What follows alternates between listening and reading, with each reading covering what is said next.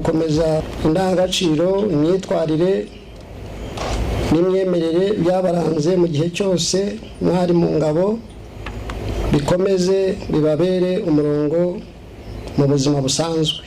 Mu izina rya Nyakubahwa Perezida wa Repubulika y'u Rwanda akaba n'umugaba w'ikirenga w'ingabo z'u Rwanda, tubashimiye akazi mwakoze mutizigamye, ubwitange bwanyu mu gukorera iki gihugu cyacu.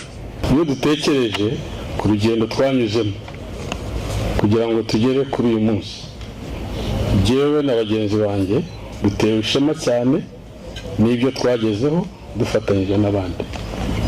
Turashima byimazeyo Nyakubahwa Perezida wa Repubulika Paul Kagame, akaba ari umugabo w'ikirenga wa RDF, kubw'icyerekezo cy'indashyikirwa n'imirongo ngenderwaho ihamye yahawe ingabo z'u Rwanda.